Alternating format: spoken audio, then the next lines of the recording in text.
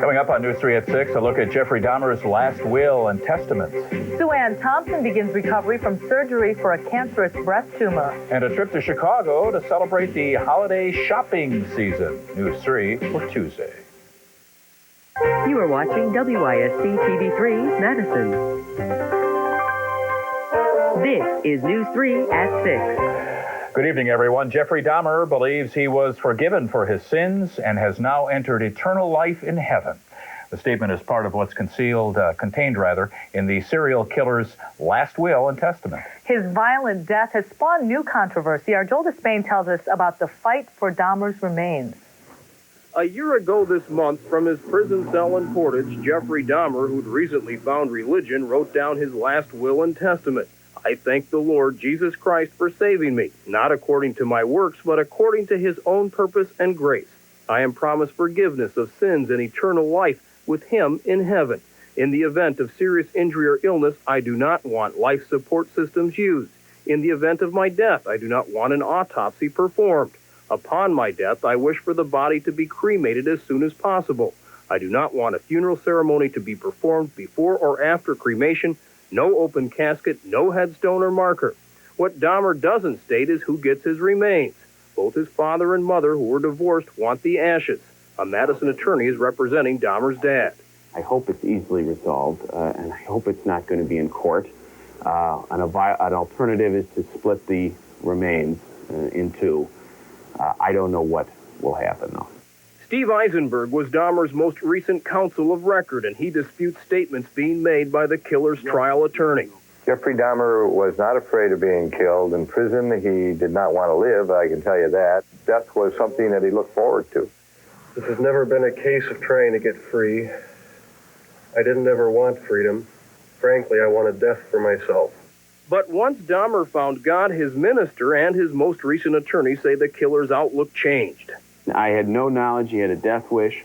I had no knowledge he was concerned about someone was out to get him. No, I don't think he did. As I said, he might have 2.5 years ago after his convictions, but he didn't now. Dahmer had reportedly come to terms with his life behind bars. His spirits were up, and he liked his fellow inmates, one of whom brutally murdered the murderer yesterday. Dahmer, Joel, are the family members planning to sue the Department of Corrections?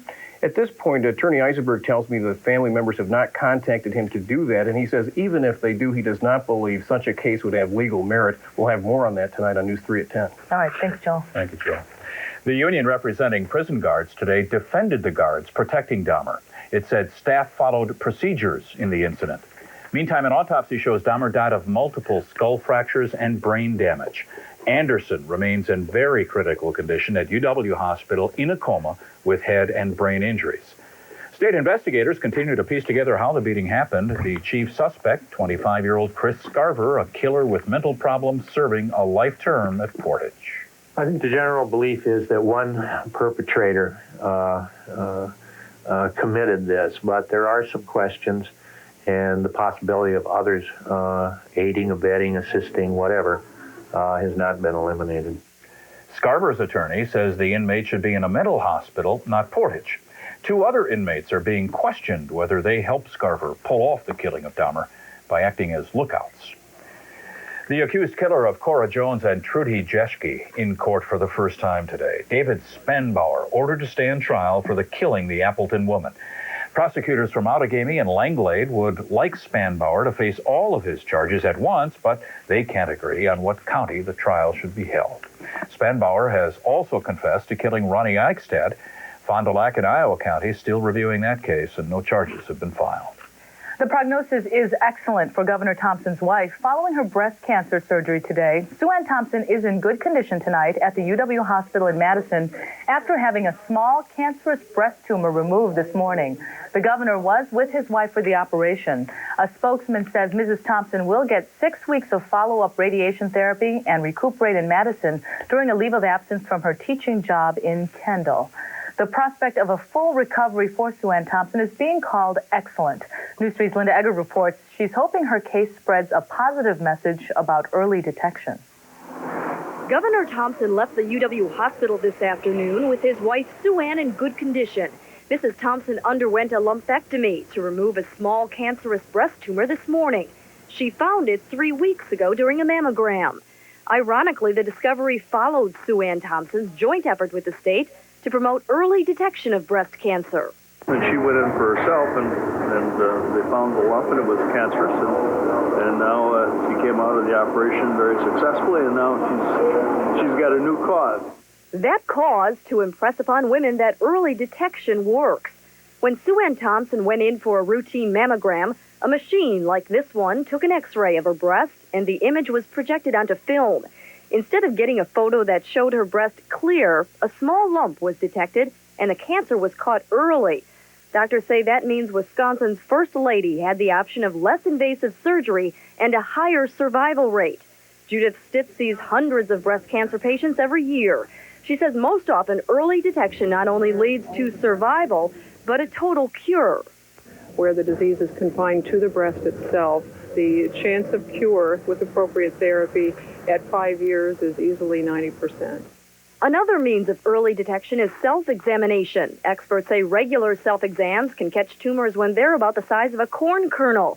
Lumps eventually found later are much larger, about the size of a popped kernel.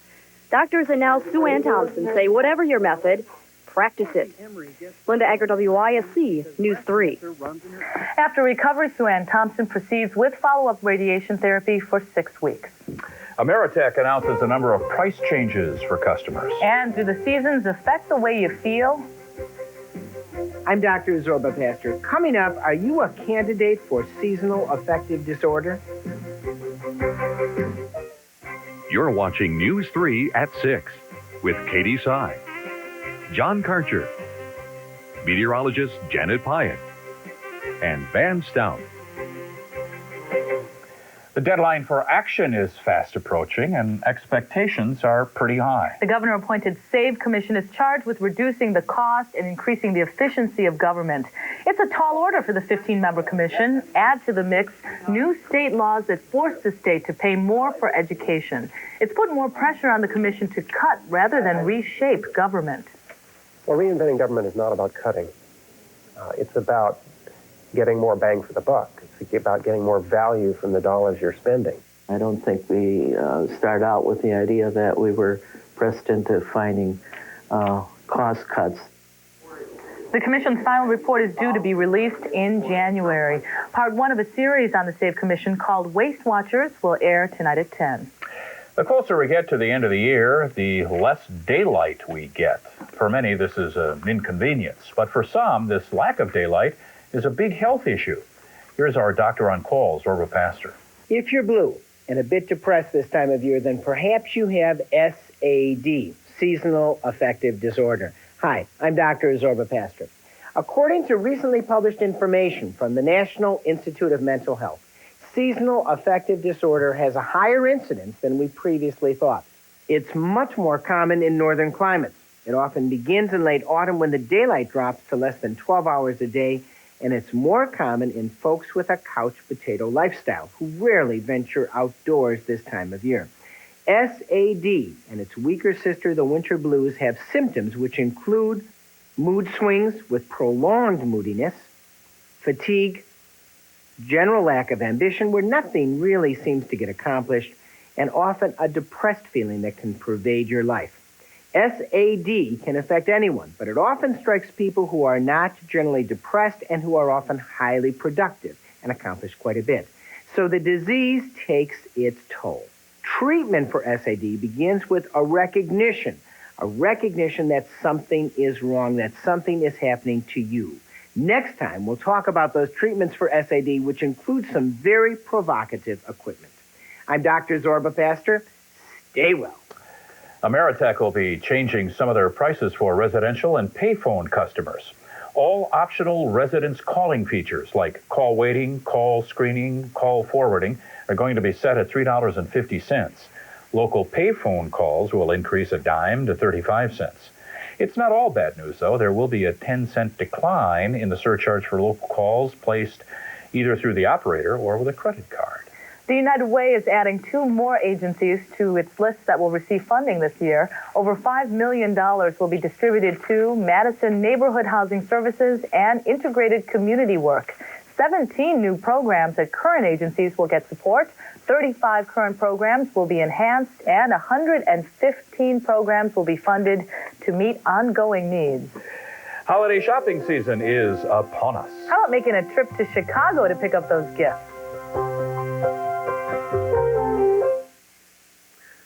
Uh-oh, there goes that property tax relief promise again. Tonight's editorial follows News 3 at 10. Janet Pyatt's weather has the AMS seal of approval. Well, I think the complaints are about to start. It's getting colder, so getting into the car is a little rough these days as it's going to be remaining rather chilly. 32 was today's high after a low this morning at 28, so not much of a temperature contrast, but cold all the way through, at least in my opinion. Right now, we're looking at 29 at the airport, 30 here at Channel 3. Winds are from the west at 7, so the wind chill, not nearly the factor it was yesterday. It's at 21 this hour. As we look at our temperatures from our weather spotters today, it was definitely chilly, but at least a little more tolerable than yesterday because the winds were much lighter. One of the warm spots was in Rio at 36 from Lisa Voss, 32 from Todd Novak over at Cobb. Cool spot today, or one of them, was in Monticello from Guy Risi at 30, and it was 31 this afternoon in Beloit. Now, obviously, we've had a big change in the weather in the last several days. The jet stream is now blowing in out of Canada, and that's brought the really cold stuff southward. And actually, this isn't as cold as it will get, of course, as the wintertime goes along. But most of the nation's midsection has been in the deep freeze in the last several days.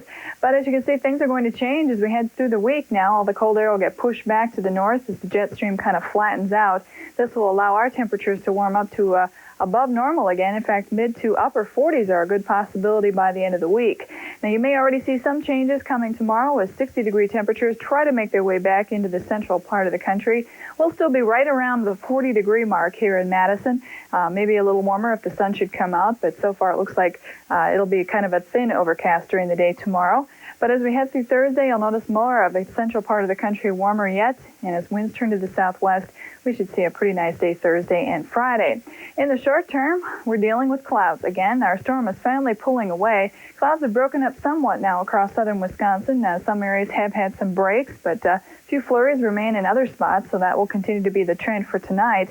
But as we look westward, our next storm is actually it's not expected to produce any precipitation, but the clouds are already spilling out ahead of it, so those will already be moving in tomorrow. So sunshine off and on, and only a slight possibility of any precipitation, and that would be confined to tonight. Forecast then for tonight does look for a possibility of a flurry or two, but otherwise dry with a partly to mostly cloudy sky, a low temperature at 19. Tomorrow's high looks for 39. The winds will pick up again in the afternoon ahead of this next storm, so won't feel that mild. A high of 39. Tomorrow night's low temperature at 26. The winds will continue to blow. That'll keep it a little warmer for Thursday. Again, kind of a hazy sunshine over overcast sky and the high temperature at 45. That situation to continue into Friday, and then the storm actually goes through and cools us down, and at that point we may have a possibility of some light snow. That looks like a Saturday night, Sunday type affair. All right. Thank you, Janet. Sure. Thanks. Ridgeway Elementary School in Dodgeville School District will be closed Wednesday because of a water main leak. We'll be right back.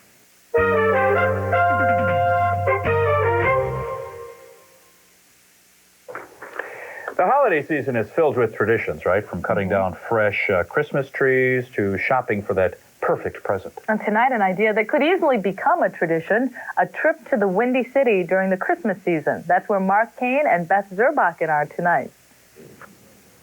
That's right, John and Katie. We're here on Michigan Avenue, right in front of the old historic water tower, and the Magnificent Mile all aglow with millions of lights for the holidays. This is truly a beautiful time of year in Chicago, but you don't have to come down here and deal with the elements. There's also a beautiful light display at the Museum of Science and Industry. It's a collection of ethnic Christmas trees, very similar to the one in the display at the Governor's Mansion in Madison.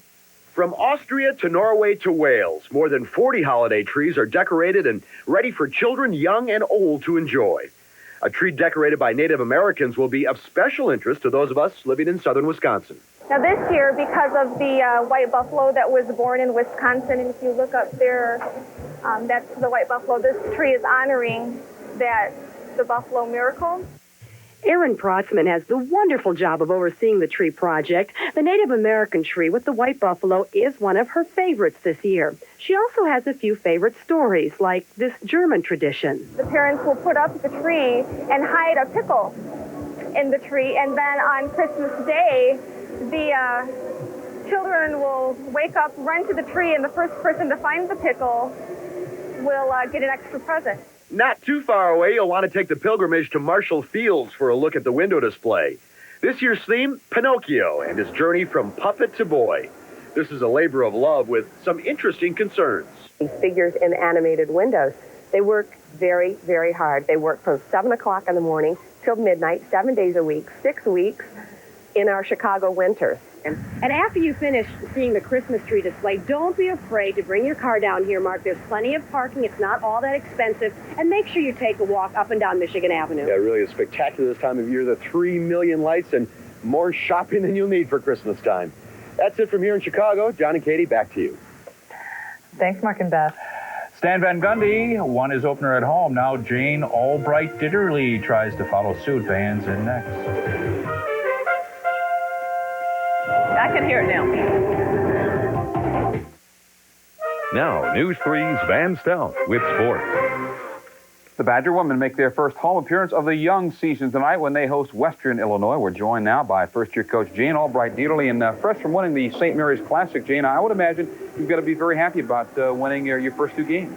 Yeah, we are excited and really felt like we stuck to our game plan out there and were able to come away with a couple of wins. So other than the fact that it took us a long, long time to get back to this part of the country, we're very happy. Having come from Northern Illinois, you know what a feather this could be for Western to come out with a big win over a Big Ten club. Right. We played them a couple times last year. As a matter of fact, spent the day today looking at those film from Northern Illinois' team last year, and I know that they definitely don't have the height we do. They've got some speed and a couple of new players, but it certainly is where they'll put their energy for, any time a mid-major can come into a Big Ten club and look real well and try to win. That's a big deal for them. This will be your 3rd game. That's their season opener. Does that give you a distinct advantage over them tonight? I think so. We've got to be a little more confident. On the other hand, I think they'll be a little fresher than we are. We've played a couple of games, and then, as I said, a long trip to get back here, and that's where we want to depend on this home court advantage tonight. Hopefully the crowd will give us a lot of extra energy. All right, Jane, thanks a lot. Best of luck to you this you. evening. Appreciate it. Well, for the men, they're now getting ready to play UW Green Bay tomorrow night. The biggest challenge for the Phoenix is... Guys not to be frustrated. Green Bay is a difficult team to play against. They make the game difficult. It's not fun. They can frustrate you. And to continue to play through all of that is the biggest challenge you have playing any Green Bay team. The Badgers have never lost to the Phoenix. Last year, Wisconsin beat UWGB by 14. Well, the postseason opportunities have dried up for Brent Moss. His invitation to the East-West Shrine game has been rescinded because of his drug conviction. Moss will not play in the Hall of Fame game either. The Badger volleyball team starts their 2nd season tomorrow night when they travel to play Atlantic 10 champion George Washington in the opening round of the NCAA tourney. Jeff Linson has more on the Badgers from our winner's circle. Postseason play for the Badger volleyball team is getting to be a habit they don't want to kick. It's the Badgers' 2nd straight trip to the NCAAs and 4th in the last 5 years. I'm really happy for our kids, and it's a great compliment for our coaching staff that we worked really hard to get to this point, and it's a great reward. But it should be expected from this program every year. And the Badgers expect to win Wednesday night against George Washington. GW has an impressive 31-3 record. But the Badgers aren't intimidated. We have nothing to lose, and I think that the way we've been playing, especially, that was a really big win over Michigan State. Everyone's feeling confident and just real eager to play. Just go out and play Badger ball. And Big Ten ball is a big reason why the Badgers are confident. Their 21-11 record might not look as good as George Washington, but the Badgers believe the Big Ten is a much tougher conference than the Atlantic 10. We play great teams, incredible teams, and it's like getting the practice of playing long matches. We know how to compete. George Washington hasn't had to compete every night like we have. It's so close in the Big Ten every night. You have to play, and that's really going to pay off. The road for the Badgers won't get any easier if they beat George Washington. They would then face undefeated Nebraska, the top seed in the Mid-East Regional. Jeff Lenzen, WISC News 3 Sports. There's more action out of the ring than in the squared circle of boxing these days. Case in point, Riddick Bowe taking a poke at Larry Donald during their pre-fight news conference. It looked a lot worse than it really was, as you'll see it on our super slow-mo camera. Donald suffered a cut on the inside of his lip. The two will fight for real on Unreal. Saturday night. Is he penalized for doing something like that? Well, Donald is. Yeah, he's got the lip. No. Lip, you know. No, there's no boxing. You got to be kidding me. It's probably the most ridiculous sport there is nowadays. No, he's not penalized at all for anything like that. Just helps to hype the fight. That's all it does. Yeah, it's a sucker punch and a poorly thrown one. He could have knocked him on his butt if he wanted to. Well, you would think he would have gone. If you're going to do that, you might as well make it good, right? Boy, I'm going to watch that fight now, huh? It's going to pack him in. Yeah, Thanks, man. We'll be right back. Welcome to Pick 3. Here are tonight's winning numbers. Catch Pick 3 and loads of excitement Monday through Sunday here on WISC TV3. Thanks for watching.